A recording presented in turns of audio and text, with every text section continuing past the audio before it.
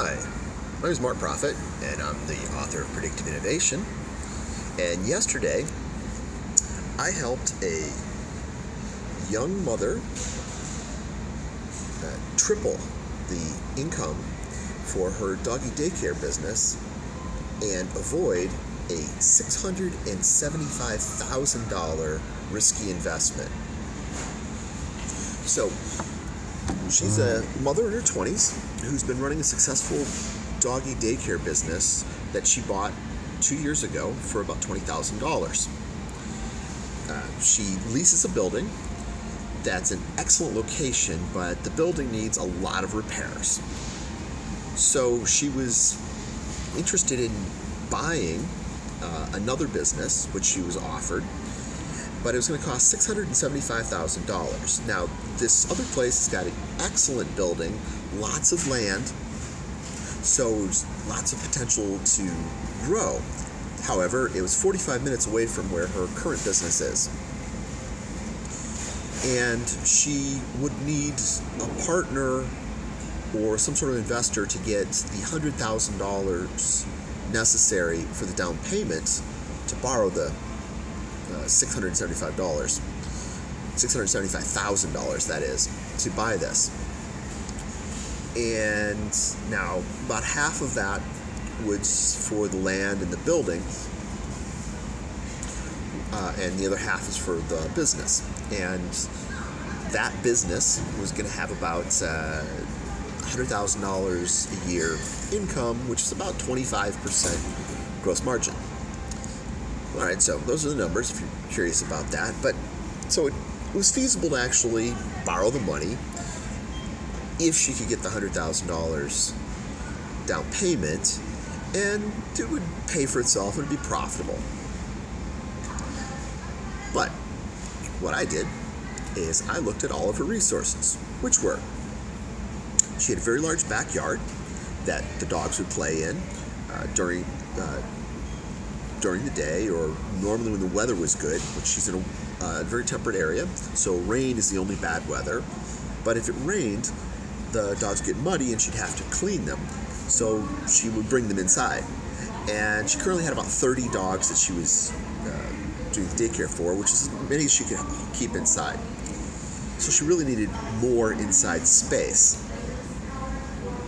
She had about $2,000 a month profits.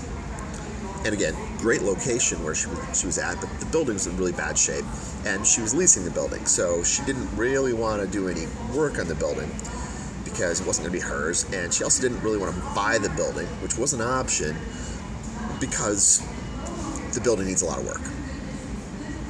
So we thought about that. Now, what would she have done with the extra space? Well, as it turns out, the 30 dogs provided effectively about $55 per hour, because 30 dogs and 8 hours a day, it ended up being about $55 an hour that she was making. But she couldn't make any more because that's as many dogs as she could handle in the space she had. She wanted to get into dog training, and she could do that, but she needed a bigger empty space to do that. But she would get about $65 an hour doing that. And then finally, she also was hoping to be able to do dog grooming, which could range between $35 and $85 an hour. But she, again, needed more indoor space for setting up dog grooming stations. So, my solution for her, which tripled her income, was to, 1, build a cheap carport outside to protect the dogs from the rain.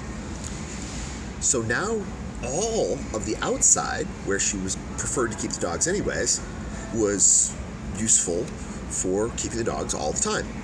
So then all the inside was now available for her to have dog grooming stations.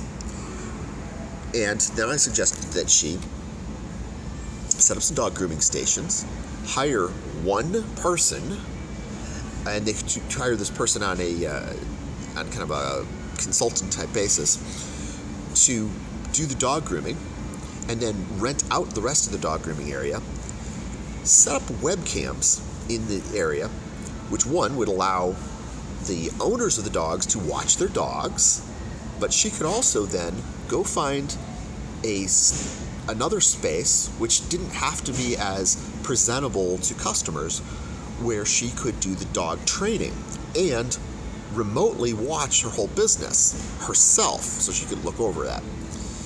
So what we basically did is turned it to $56 an hour for the dog care, plus she now could double the number of dogs she's watching. So that's $56 to $100 an hour for watching the dogs.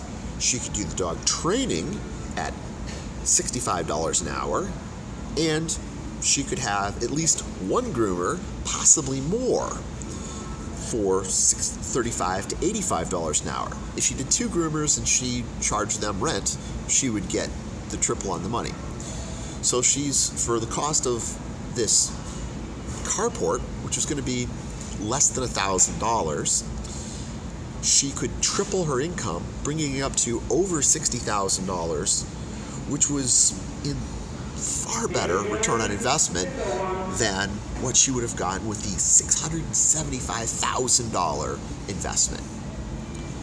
So that was the solution, and it was really easy to see once you broke it down into what are the available resources, what is she trying to achieve, and then think about the best way of getting those results with the resources that are available.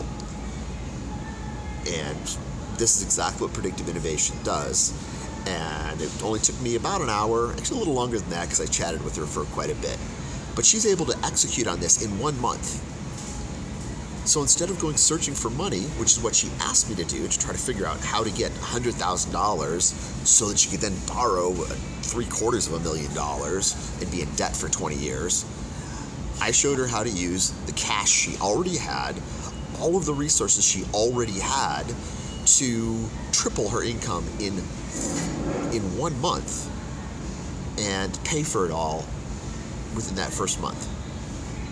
So that's the power of predictive innovation, and I was really glad because now not only is she making more money, she's in less risk, plus more people get some jobs, and she's able to spend more time doing what she really loves.